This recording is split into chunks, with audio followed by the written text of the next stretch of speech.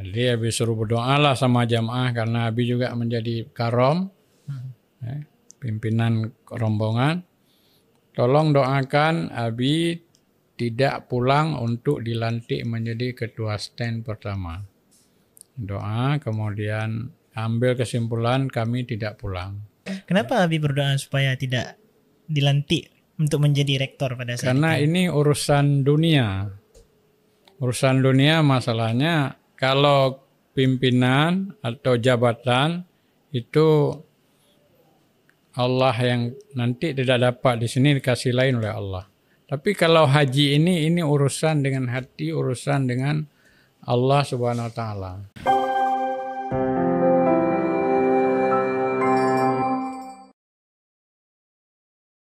Bismillahirrahmanirrahim. Assalamualaikum warahmatullahi wabarakatuh. Alhamdulillahirrabbilalamin. Wassalatu wassalamu ala ashrafil anbiya wal mursalin wa ala alihi wa sahbihi ajma'in. Amma ba'du. Sahabat podcast yang dirahmati Allah Subhanahu wa taala, kembali lagi bersama saya Rifki Hidayatul Khaliq sebagai host dan pembawa acara pada episode podcast kali ini yang akan disaksikan oleh seluruh sahabat Al-Manar Podcast.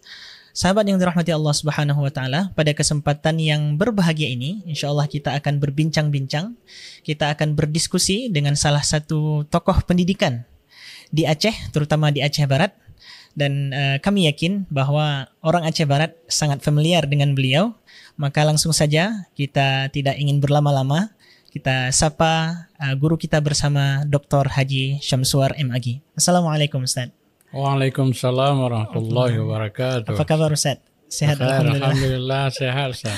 Baik, ini kami panggilnya Ustaz kah? Tapi kami rasa ada panggilan yang lebih familiar. Ya, Abi Syamsuar. Teman-teman orang ya memanggil Abi bisa. Ya, lebih familiar dengan Abi ya. Ya baik, Abi. Insyaallah malam ini kita akan berbicara dan berbincang-bincang serta berdiskusi dengan Abi, baik dari profil Abi sendiri, sosok Abi, bagaimana dulunya langkah atau kehidupan pertama sehingga sekarang menjadi seorang dokter dan tokoh pendidikan di Aceh Barat, dan mungkin juga nanti kita akan berdiskusi mengenai perkembangan pendidikan di zaman sekarang, tentunya di dunia pendidikan tingkat perkuliahan, pendidikan tinggi.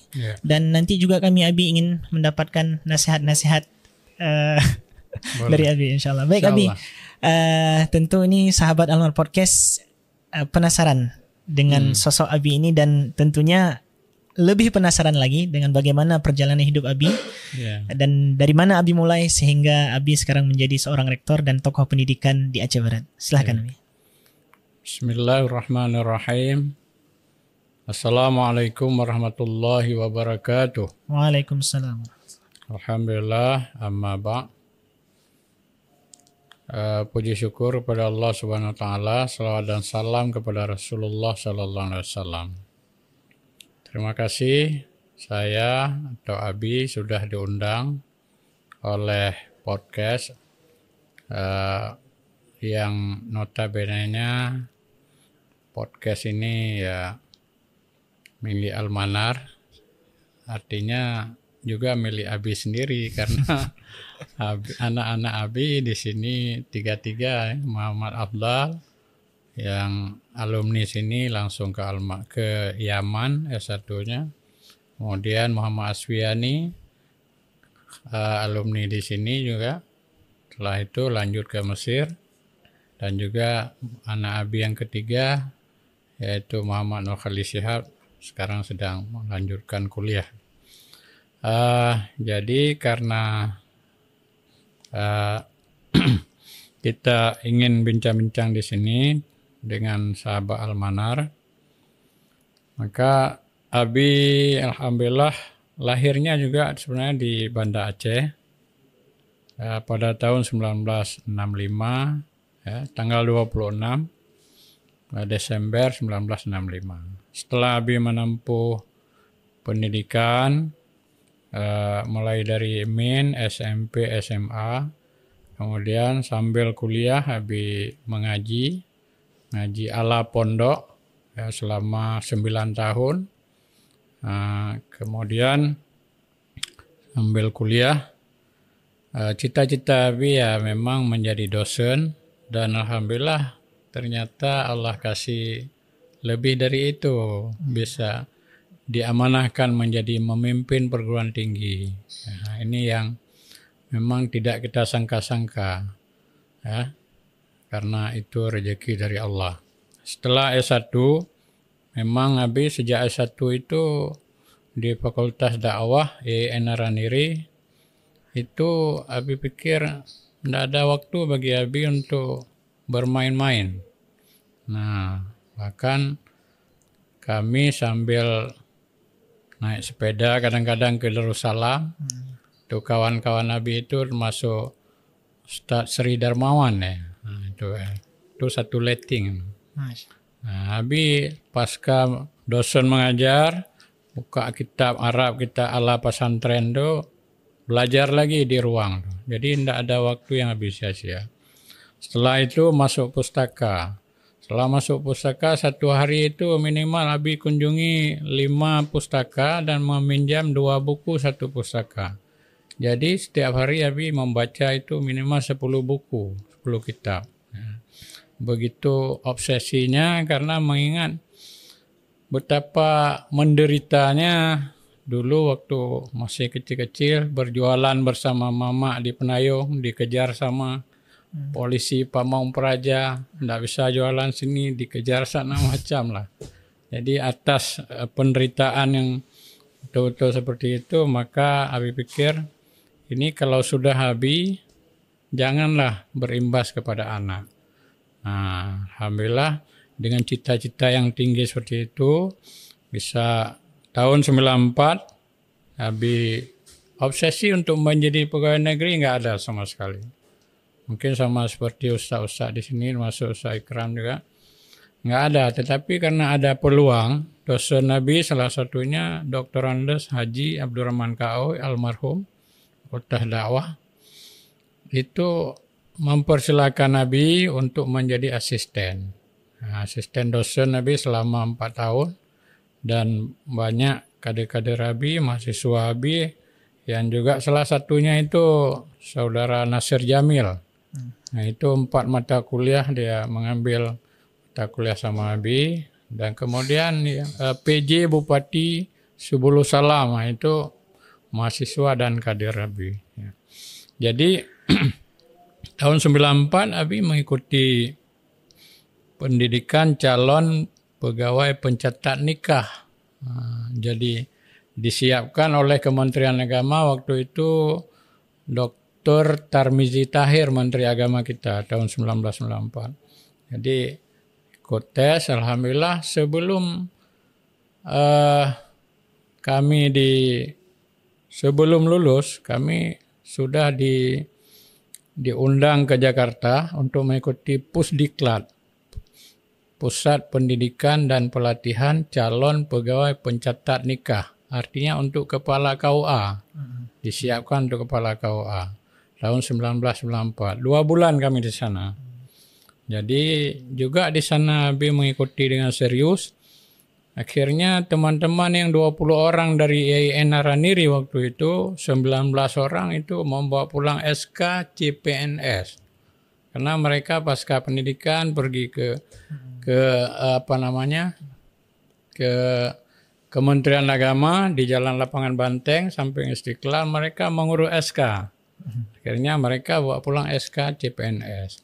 Sedangkan Abi nggak peduli sama sekali dengan itu. Tapi begitu pengumuman, di antara 300 orang yang mengikuti, diumumkanlah salah satu Abi masuk 10 besar yang terbaik tingkat nasional. Itulah yang Abi bawa pulang. Alhamdulillah. Nah, 2 bulan setelah itu baru turun sendiri SK-nya. Nah itu. Kemudian ditempatkanlah Abi di penempatan pertama di KUA Kecamatan Sungai Mas Tutut. Waktu itu Masya Allah tahun 94, luar biasa. Nah, luar biasa waktu itu. Kita nggak berani jalan. Ya, jadi selama itu Abi bertugas di KUA Tutut 3 tahun menjadi staf biasa. Selanjutnya baru diangkat menjadi kepala KUA. Jadi 7 tahun di Kepala KUA di Kecamatan Sungai Mas, Kabupaten Aceh Barat, kecamatan yang paling terpencil. Ya. Yang di sana itu begitu Abi masuk ke sana, kenapa banyak sekali buku nikah yang tidak diambil, Ustaz? Akhirnya Abi turun ke lapangan survei ini karena nggak ada foto. Abi inisiatif lah, Abi beli setel kamera satu. Abi foto, lihat dokumen di mana yang belum ada. Abi kejar mereka ke rumah, ke hutan, ke gunung. Saya siapkan foto. Kamu Pak Kuaket ni mana peng lagi panjara foto. Ana kan peng awak orang perle. Ana pu jo peng. Jadi begitu inisiatif Abi kasih. Dah Abi foto, kemudian tempel di buku nikah, kita kasih. Ma Pak Kuaket ni mana peng. Ana pu jo peng. Kan peng yang perle. Jadi rupanya, teman-teman sekalian, sahabat Al-Manar yang diridhai Allah, Abi begitu pulang dari Sungai Mas, pulang dengan kereta, dengan jawala, di tengah jalan di stop. Pak Koket, pioleh, nyona beri ladang, boleh 2 hari. Dan tinggal Pak Koket, nyona sirusa, boleh. Pak Koket, nyona beri na sayur, na capli 2 kilo. Nah, itu dibalas sama Allah. Akhirnya begitu Abi membuka pondok di Melabo, alhamdulillah ya teman-teman dari anak-anak mereka itu memberikan anaknya ke pondok kita. Ya, baik Abi, ada hal yang menarik tadi. Abi mengatakan bahwa sebenarnya cita-citanya ingin menjadi dosen atau ingin menjadi pengajar. Tapi kenapa Abi akhirnya ikut tes CPNS di Penghulu dan akhirnya menjadi Pak Kuaket? Ya itulah, begitu Abi ikut itu karena disuruh oleh guru Abi yang mulia almarhum Irham Aleh, Bapak Dr. Andes Haji Abdurrahman Kaoy. Abi ikuti karena guru, otomatis Abi setelah bermain di gelombang lautan manusia di Aceh, Provinsi Aceh. Ya, akhirnya setelah ditempatkan sana bermain bersama gunung-gunung dan masyarakat yang betul-betul membutuhkan sentuhan kita rupanya. Nah, disitulah Abi mempelajari sosiologi mereka, dan rupanya setelah 10 tahun terjadilah konflik antara Agam dengan TNI atau Polri dengan Jakarta. Maka di sela-sela itulah Abi mengambil program S2 tahun 2002. Itu. Jadi disitulah Allah kasih kesempatan di mana kita kantor waktu itu nggak bisa buka selama hampir 2 tahun. Nggak berani masyarakat PNS itu membuka kantor karena konflik. Maka disitulah Abi diberikan ruang waktu oleh Allah, diberikan space, Abi kuliah S2. Setelah selesai S2, tsunami. Selesai Abi S2 2002, seiring dengan menjaga anak di pondok di sini juga Al-Manar. Anak Abi yaitu kemudian 2002 Abi masuk, 2004 Abi selesai. Bulan 6 kemudian Abi menjadi dosen di swasta di Malabo selama 3 bulan. Setelah itu terjadilah tsunami. Setelah tsunami 2004, karena hati ya kita sudah hancur semua. Bahkan Abi juga diberikan cobaan oleh Allah. Anak Abi yang perempuan satu-satunya namanya Najwa itu diambil oleh Allah. Kemudian ibu Abi juga, mamak kandung bersama anak Abi diambil oleh Allah tsunami. Lalu untuk memuaskan, melegakan hati Abi berpikirlah untuk melanjutkan studi S3 di UIN Araniri tahun 2005. Alhamdulillah 2010 selesai doktor, dan rupanya sebelum selesai doktor 2008 dipercayakan Abi oleh Pemda Aceh Barat untuk dilantik menjadi pimpinan perguruan tinggi atau rektor di sana. Baik. Baik Abi. Tadi yang Abi dasarnya adalah Kuaket, Pak Kuaket, Pak KUA penghulu. Kemudian lalu bagaimana transformasi itu terjadi setelah, apakah itu terjadi setelah Abi ambil S2 tadi atau sebelum itu Abi memang sudah mengajar di kampus dan berinteraksi dengan dosen-dosen atau bagaimana Abi? Ya, karena Abi membaca psikologi dan peluang pendidikan dan source sumber tenaga dosen di Barat Selatan Aceh ini nggak ada satupun yang S3. Maka Abi menyiapkan diri untuk membaca peluang ke depan bahwa harus ada satu perguruan tinggi di Barat Selatan Aceh ini yang betul-betul menjadi representatif untuk pendidikan bagi masyarakat Barat Selatan Aceh. Akhirnya ya kuliah, terdorong untuk menyelesaikan kuliah S3 dan ternyata setelah itu dilantik menjadi rektor atau menjadi pimpinan perguruan tinggi. Dan setelah dilantik itu kita persiapkan terus untuk waktu itu Abi belum jadi dosen penuh karena masih istilahnya dosen swasta lah, tapi bekerja di 2 tempat. Berarti bekerja pagi sebagai di Kuaket, sorenya di kampus ya. Nah, kemudian setelah memimpin kampus, kira-kira 2012, barulah Abi dipindah menjadi dosen UIN, dosen IAIN Araniri, diperbantukan di Stand Melabuh. Nah, itu dia. Diperbantukan di Stand Melabuh. Nah. Baik Abi. Kemudian Abi, mungkin kita juga pengen tahu sebenarnya di belakang itu apa obsesi terbesar Abi ataupun faktor-faktor terbesar Abi sehingga Abi memilih jalurnya adalah jalur pendidikan formal. Yang mana kalau kita lihat dulu mungkin jalur pendidikan formal ini tidak banyak orang yang mengambil jalan ini, yang menempuh. Mungkin kalau kita flashback dan kami sebagai anak-anak muda sekarang membaca bahwa orang dulu lebih memilih belajar di pesantren, belajar di dayah yang tidak terikat dengan disiplin dan lain sebagainya. Ya. Mengambil jalur formal karena memang jalur ini adalah jalur bypass, artinya jalan yang betul-betul disetujui oleh Allah, dan karena sudah punya basis dasar pondok 9 tahun dengan guru Abi yang sangat mulia yaitu almarhum Tengku Muhammad Hasanji.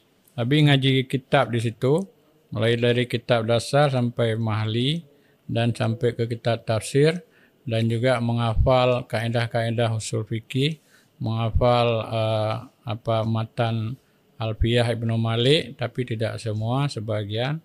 Disitulah Abi mengawinkan 2 pendidikan tradisional ini dengan pendidikan modern.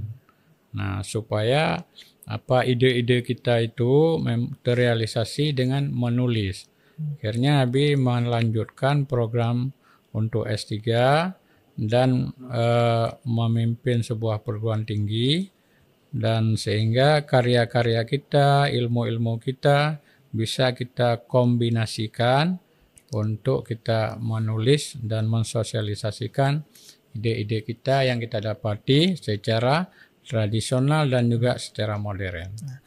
Baik Abi, kemudian juga ini mengenai tadi transformasi Abi dari KUA kemudian menjadi sebagai seorang dosen. Di balik itu tentu ada faktor-faktor sehingga orang yayasan ini kenapa mempercayakan kepada Abi.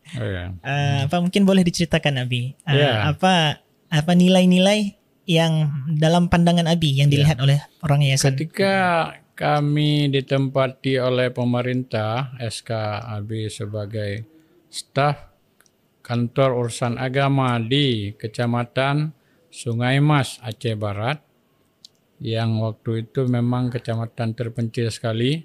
Itu satu hari 1 mobil bus kecil. Kalau mau balik lagi ke Melabuh nggak bisa. Kita harus singgah di sana selama 3-4 hari, kemudian baru pulang. Dan ketika kami sudah bertugas di sana itu istri Abi yaitu Umi Dr. Hajah Zikriati, yang beliau S3 juga tentang bahasa Arab, S3-nya di Malaysia. Itu Umi itu nangis sampai 3 bulan berturut-turut karena mengingat di wilayah Aceh Barat waktu itu tidak semaju seperti ini. Kan orang tergambar nyodam kawin ngaurum labuh, pak kenang takut putus gitu. Artinya begitu menyeramkan lah, mengerikan ya. Nah, jadi pasca 3 bulan ternyata ya Abi bersama Umi diketahui oleh masyarakat pelan-pelan ya bisa. Nah akhirnya diundang lah. Diundang ceramah, diundang khutbah, diundang jadi pemateri macam. Kemudian malam kami mengaji, menyibukkan diri untuk mentransfer ilmu-ilmu Allah kepada masyarakat. Dan pada tahun 96 kami satu-satunya di kota Johor Pahlawan itu mendirikan, kalau istilah sekarang pondok lah. Tapi waktu itu balai pengajian di depan rumah. Waktu itu tidak ada satupun masyarakat Aceh Barat yang mendirikan balai seperti itu. Nah, akhirnya termotivasi terus masyarakat mengantarkan anaknya ke tempat Abi dan Umi di Senebok, Johor Pahlawan. Lalu kami juga selain mengajar ngaji disibukkan dengan mengisi pengajian-pengajian majelis taklim, diundang oleh kantor-kantor, diundang oleh Nagaraya, diundang oleh Ibu Dewi. Jadi super sibuk.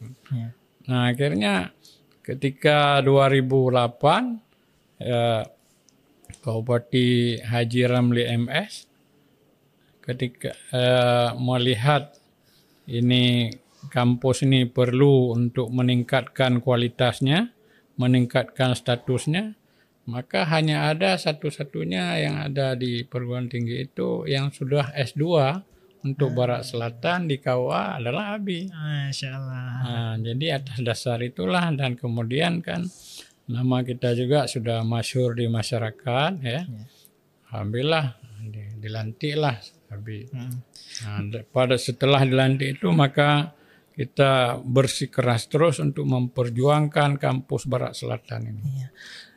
Baik Abi, kemudian mengenai kampus itu sendiri, kampus STAI Tengku Dirundeng Melabuh. Sebelumnya yang kita tahu bahwa STAI ini adalah di bawah yayasan, betul Abi ya? Iya, betul. Kemudian ketika Abi ditugaskan, dipercayakan, diamanahkan untuk memimpin STAI ini, di sini terjadi proses pemindahan dari swasta menuju ke negeri. Iya, betul. Mungkin Abi ini boleh diceritakan sedikit gimana perjuangannya, kemudian tantangannya. Tentu ini sangat berat, tidak mudah perubahannya, apalagi seperti yang Abi bilang tadi bahwa Melabuh pada saat itu tidak semaju seperti sekarang. Betul. Benar sekali apa yang Ustaz sampaikan, sahabat-sahabat kami yang almanar, yang berbahagia. Memang bermain di perguruan tinggi itu tidak mudah, ya. Apalagi di perguruan tinggi swasta. Kampus STAIN ini sebelum menjadi negeri itu lahir tahun 1985 yang di bawah Yayasan Pendidikan Tengku Cik Dirundeng. Bupati waktu itu adalah Bapak Dr. Andes Haji Malik Ridwan Badai SH. Nah, beliau menamakan yayasan dengan Yayasan Pendidikan Tengku Cik Dirundeng. Kenapa dinamakan Tengku Cik Dirundeng? Karena Tengku Cik Dirundeng itu adalah satu-satunya ulama Barat Selatan Aceh yang disegani dan ditakuti oleh Belanda. Dan Tengku Cik Dirundeng ini adalah namanya Tengku Abdullah bin Ibrahim. Beliau asalnya dari Bung Bakjo di sini, dari Aceh Besar. Nah, dari sini Aceh Besar. Menjadi ulama di sana dan dinamakanlah yayasan kita dengan nama Tengku Cik Dirundeng. Lalu Tengku Cik Dirundeng ini memiliki 2 anak, yaitu anaknya Sekolah Tinggi Ilmu Tarbiyah STIT Nah, yang cikal bakal stand kita sekarang. Satu lagi Sekolah Tinggi Ilmu Pertanian, cikal bakal menjadi Universitas Teguh Umar di Melabuh. Nah, kemudian pada saat didirikan itu tahun 85 hanya ada satu program studi. Setelah itu tahun 2003 menambah 2 program studi, kan sudah jadi 3. Dan selanjutnya karena sudah 3 program studi maka namanya sudah berubah dari Sekolah Tinggi Ilmu Tarbiyah menjadi Sekolah Tinggi Agama Islam. Masih swasta itu. 3 program studi. Setelah kami dilantik tahun 2008, maka saya bersama kawan-kawan, bersama yayasan kerja keras untuk mensosialisasikan kampus, bahkan bersama ustaz-ustaz di sini. Masuk Ustaz Ikram, Ustaz Mulyadi, Ustaz Fakhruddin, ustaz-ustaz yang lain di sini. Kerjasama dengan STAN Melabuh membuat MOU. Waktu itu di sini ada namanya LKAS. LKAS. Jadi kami kerjasama, akhirnya lahirlah untuk meningkatkan kampus swasta di wilayah Barat Selatan Aceh. Kami membuat seminar internasional pada tahun 2010 dengan mengundang beberapa pemateri dari luar negeri, termasuk Jeffrey Ayala dari Amerika, dari Sudan, dari Malaysia, dari Thailand. Itu waktu itu heboh Aceh karena kampus swasta membuat seminar internasional dan kita hadirkan dari luar negeri. Nah, kami dibimbing oleh ustaz-ustaz di sini, oleh dosen-dosen UIN, ustaz Ikram, ustaz semua sini lah, buat makalah dan kita cetak itu proceeding seminar internasional 1000 ek. Kemudian 2011 juga kita membuat seminar internasional lebih besar lagi untuk menggairahkan pendidikan Barat Selatan Aceh. Akhirnya karena Pemda bersama dengan yayasan, bersama dengan kita juga memintalah rekomendasi kepada gubernur, kepada Barat Selatan Aceh, Ormas, OKP, partai politik dan sebagainya. Kita minta rekomendasi, bermusyawarah bersama-sama bagaimana kalau ini kita jadikan sebuah perguruan tinggi negeri di bawah pimpinan Haji Tito, pernah bupati waktu itu. Karena udah setuju maka kita minta rekomendasi Barat Selatan Aceh, sudah setuju, kemudian kita presentasikan di Jakarta, diundang beberapa kali, kita koordinasi komunikasi dengan DPR RI, dengan gubernur, dan banyaklah langkah-langkah yang perlu kita tempuh itu untuk mendapatkan rekomendasi menjadi negeri. Nah, akhirnya tahun 2014 setelah langkah-langkah ini kita tempuh sudah selesai semua. 2013 kami mengundang, itu tantangannya luar biasa tuh. Ketika kami bersama tokoh-tokoh politik, termasuk Tengku Faisal Amin yang sebelah sana tuh pimpinan Pondok Pesantren Al-Muhajirin, waktu itu beliau ketua P3 Aceh, dan anggota DPR RI, beliau Menteri Agamanya Pak Surya Dharma Ali. Jadi kita sudah pergi ke Jakarta, mentok di sana, kemudian kita undanglah Menteri Agama ke Melabuh. Menteri Agama itu pun alhamdulillah mau beliau pergi. 2 hari 2 malam nginap di Melabuh. Biasanya Pak Menteri 1 hari itu udah kebanyakan. Tapi 2 hari 2 malam sekaligus waktu itu habis selain ketua KAHMI, ketua ICMI juga, ketua FKUB, Forum Kerukunan Umat Beragama, membuat gerak jalan kerukunan dihadirkan seluruh Aceh 10.000 umat beragama. Umat Islam, Katolik, Kristen, Buddha, Cina dan lain sebagainya. Ya. Lalu begitu datang Menteri Agama kemari, Pak Direktur Diktis waktu itu baru terkejut beliau. Waduh, begitu turun pesawat dibisik sama Abi. Ini strategi yang jitu sekali Pak Menteri Agama ini. Nah, ini tanda-tanda negeri Pak. Jadi begitu berat kita memperjuangkannya. Pasca Pak Menteri Agama pulang, disiapkanlah SK untuk penegrian kita. Ketika Abi ditelepon oleh Pak Bupati Haji Tito untuk mengurus secara serius, maka itu sebulan lebih Abi di Jakarta tidak pulang-pulang itu, mengawal SK penegrian. Nah, jadi ketika hari-hari terakhir menjelang penandatanganan SK, pas Abi hari Jumat ada di situ, Pak Surya Dharma Ali kebetulan ada, jadi digantilah Menteri Agama waktu itu. Jadi begitu prosesnya diganti dengan Agung Laksono, PLT Menteri Agama. Lalu ketika mau ditandatangani SK juga, Agung Laksono diganti lagi dengan Pak Lukman Hakim Saifuddin. Ya, karena sudah pergantian menteri dan udah waktunya Abi pada tahun 2014 itu dipanggil oleh Allah untuk melaksanakan haji. Nah, Abi dengan Umi pergi haji 2014. Mengenai ini enggak Abi pikir lagi.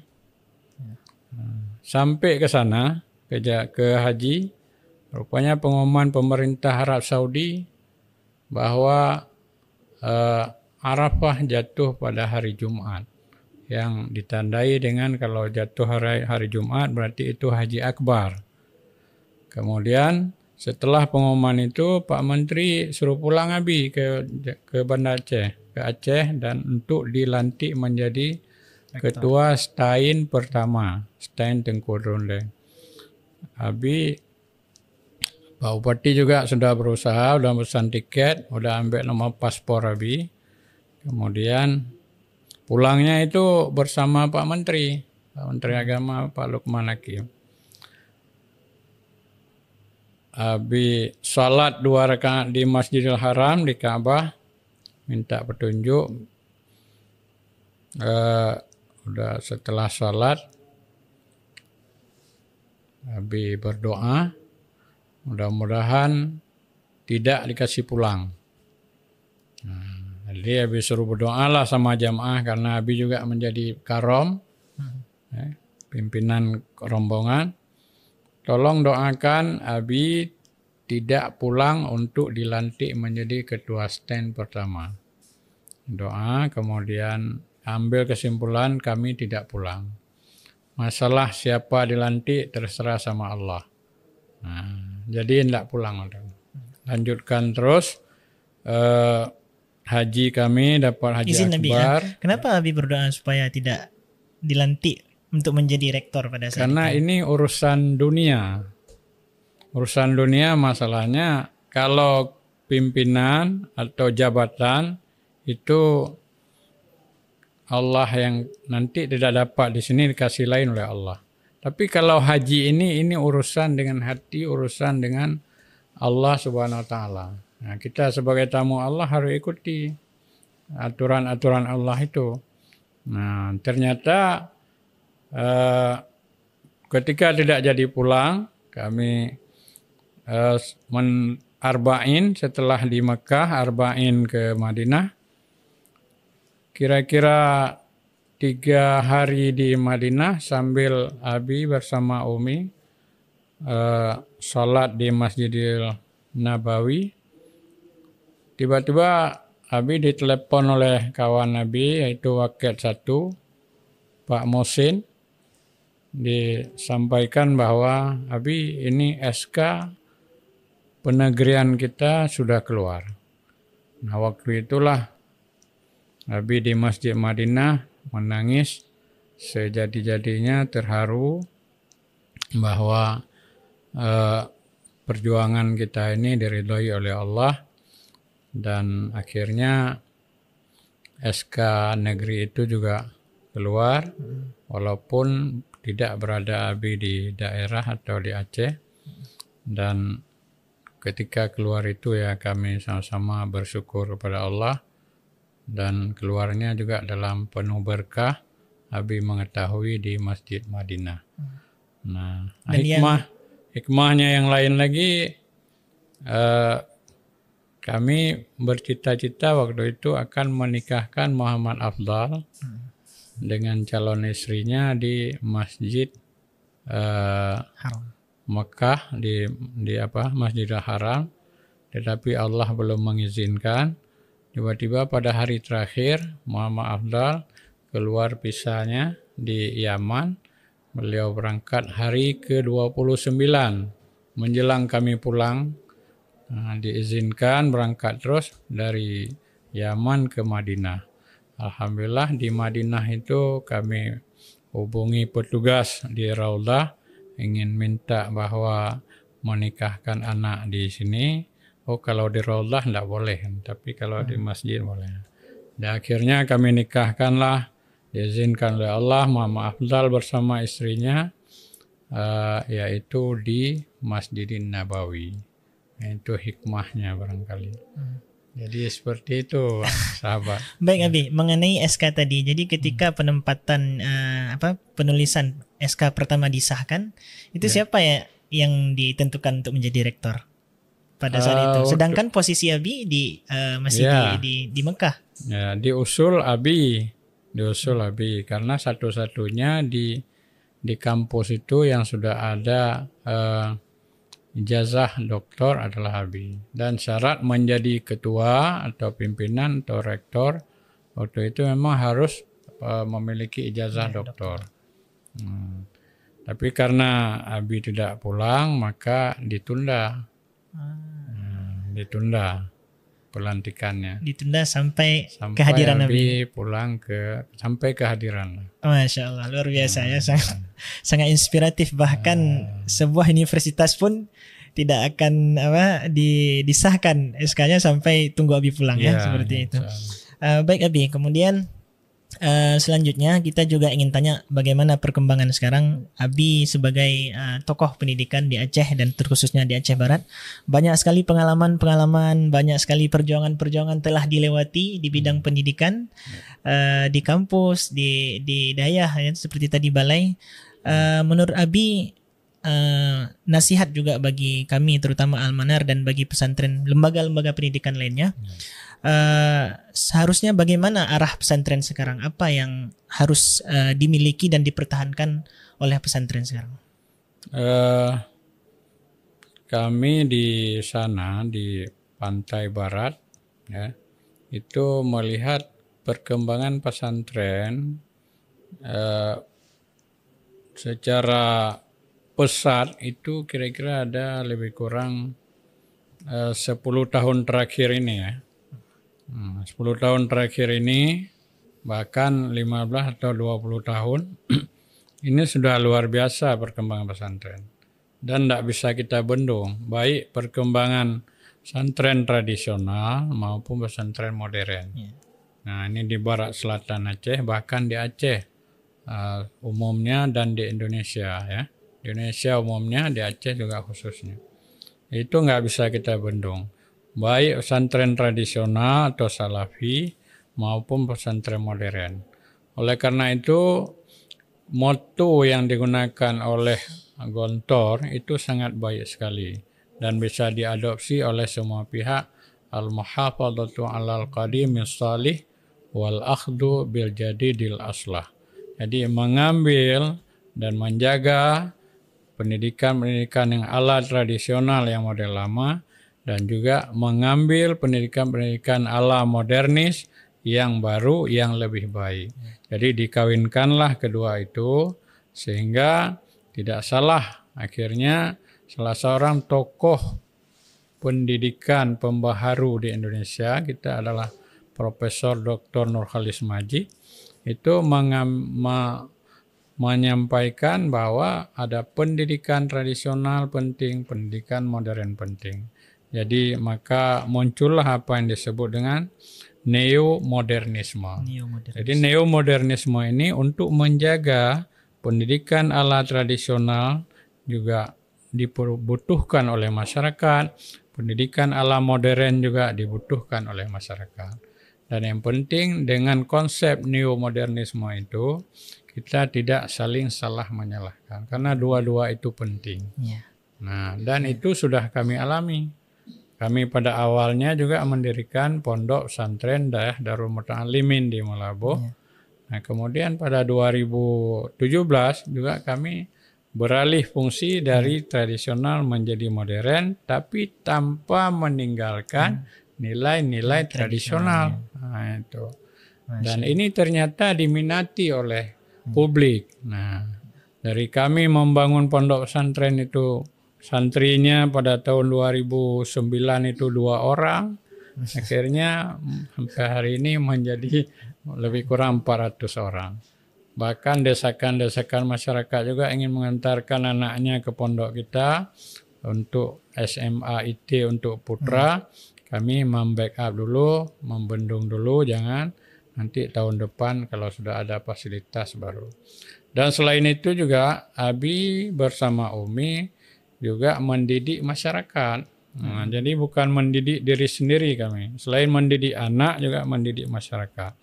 Juga Abi memiliki jabatan-jabatan penting di Aceh Barat.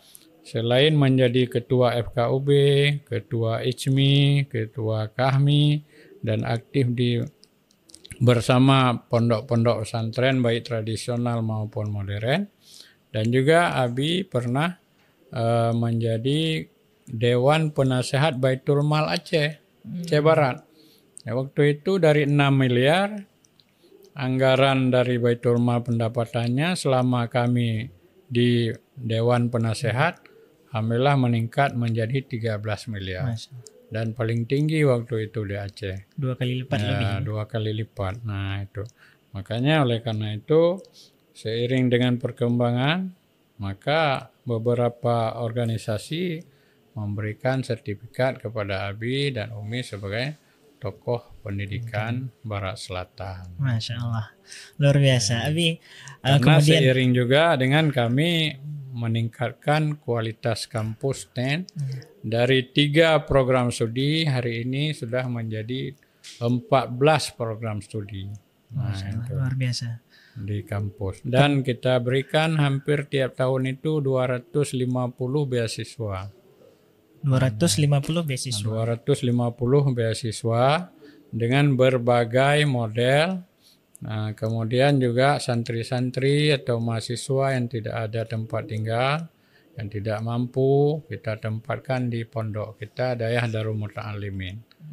Nah, baik Abi, luar biasa sekali ya perjalanan tadi dan kemudian perjuangannya, kemudian pandangan-pandangannya terhadap pendidikan, bagaimana bukan hanya mendidik diri sendiri, mendidik santri, namun juga mendidik masyarakat. Baik Abi, sebagai closing statement dari pertemuan kali ini dengan Abi Syamsuar, kami dari pihak podcast Al-Manar ingin meminta nasihat, terutama nasihat kepada kami sebagai guru dan juga nasihat kepada santri-santri dan seluruh sahabat podcast Al-Manar. Alhamdulillah, nasihat Abi mungkin ya berharap kepada terutama anak-anak kami yang di Al-Manar ini atau perguruan tinggi yang ada di santri yang ada di Al-Manar, baik alumninya juga dan dimanapun dia berada, kepada wali-wali juga berharap agar anak yang sudah dititipkan di Al-Manar ini diberikan kepercayaan penuh karena sudah terkenal Al-Manar ini. Ya. Al-Manar ini sejak 2001 sampai hari ini dulu memang ya mengerikan dulu, waktu pertama-tama dulu. Abi aja kemari mengantarkan anak takut-takut enggak di jalan lu, enggak ada rumah, enggak ada bangunan seperti ini.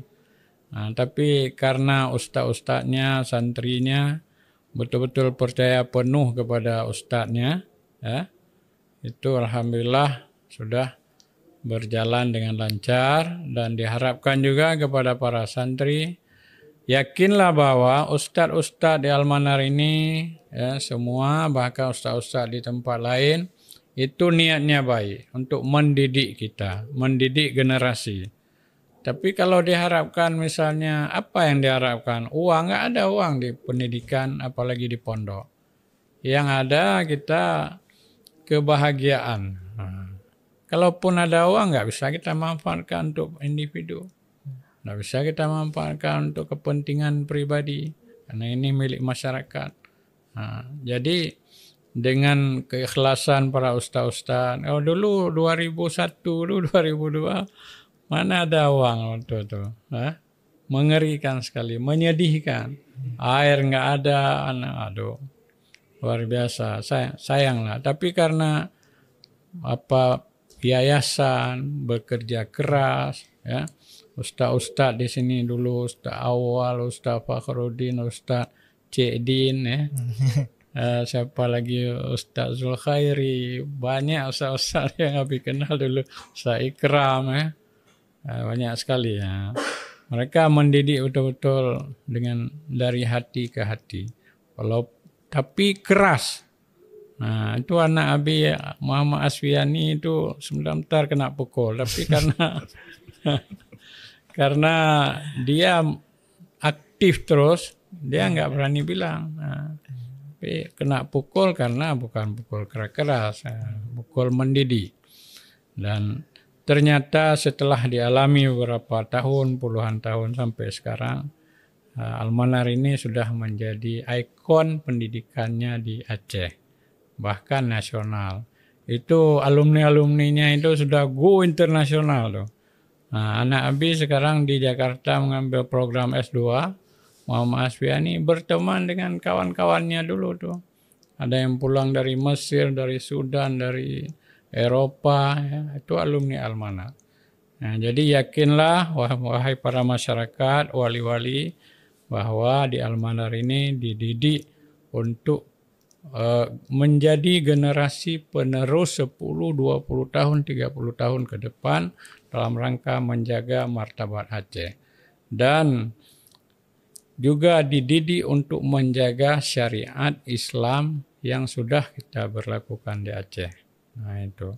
Maka oleh karena itu semua para santri, para guru juga, para wali, ini yang penting sekali wali, supaya tidak ada berpikir yang tidak-tidak bagi lembaga pendidikan Islam yang sudah kita laksanakan seperti ini, baik bagi Al-Manar maupun bagi yang lain. Mungkin itu.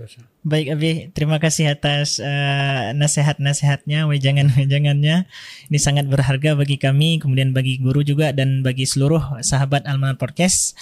Baik sahabat Al-Manar Podcast, itulah perjumpaan kita dan diskusi kita bersama Abi Syamsuar pada malam yang sangat berbahagia ini. InsyaAllah kita akan terus berkontak dengan beliau dan kita berusaha untuk mengundang beliau di episode-episode selanjutnya. Dan inilah closing statement dari beliau, bahwa beliau mengatakan bahwa kepercayaan, keikhlasan merupakan pondasi yang kuat untuk kesuksesan pendidikan, dan sebagaimana itu juga pernah dicantumkan oleh Imam An-Nawawi dalam kitab At-Tibyan fi Adabi Hamalatil Quran. Syukran la husni timamikum. Assalamualaikum warahmatullahi wabarakatuh.